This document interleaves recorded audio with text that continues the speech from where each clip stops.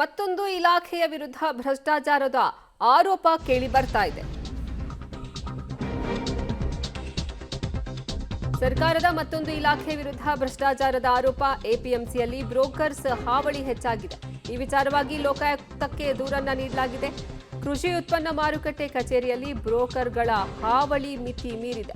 ದಲ್ಲಾಳಿಗಳ ಮೂಲಕ ಹೋದ್ರಷ್ಟೇ ಅಧಿಕಾರಿಗಳಿಂದ ಕೆಲಸ ಆಗುತ್ತೆ. ವರ್ತಕರು ಹೋದ್ರೆ ನೇರವಾಗಿ ಅಧಿಕಾರಿಗಳು ಕೆಲಸ ನಿರ್ವಹಿಸಲ್ಲ. ಲಂಚ ಇಲ್ಲಿ ತಾಂಡವ ಆಡ್ತಾ ಇದೆ ಅಂತ ಅರುಣ್ ಪರಮೇಶ್ವರ್ ಅನ್ನೋರು ದೂರನ್ನ ಕೊಟ್ಟಿದ್ದಾರೆ. ಲೋಕಾಯುಕ್ತಕ್ಕೆ ದೂರನ್ನ ನೀಡಿದ್ದಾರೆ ಅರುಣ್ ಪರಮೇಶ್ವರ್ ಅನ್ನೋರು. ಸರ್ಕಾರದ ಮತ್ತೊಂದು ಇಲಾಖೆಯಲ್ಲಿ ನಡೆದಿರುವಂತಹ ಭ್ರಷ್ಟಾಚಾರ ಇದು. ಈ ಭ್ರಷ್ಟಾಚಾರದ ಆರೋಪ ಇದೀಗ ಕೇಳಿ ಬರ್ತಾ ಇದೆ. ಲಂಚ ತಾಂಡವ ಆಡ್ತಾ ಇದೆ ಅಂತ ಅರುಣ್ ಪರಮೇಶ್ವರ್ ಅನ್ನೋರು ದೂರನ್ನ ದಾಖಲಿಸಿದ್ದಾರೆ. ದಲ್ಲಾಳಿಗಳ ಮೂಲಕ ಹೋದ್ರೆ ಮಾತ್ರ ಇಲ್ಲಿ ಕೆಲಸ ಆಗತ್ತೆ. ಈ ಬ್ರೋಕರ್ಸ್ ಹಾವಳಿ ಇಲ್ಲಿ ಮಿತಿ ಮೀರಿದೆ. ಎಪಿಎಂಸಿ ಮಾರುಕಟ್ಟೆ ಕಚೇರಿಯಲ್ಲಿ ಬ್ರೋಕರ್ಗಳ ಹಾವಳಿ ಮಿತಿ ಮೀರಿದೆ.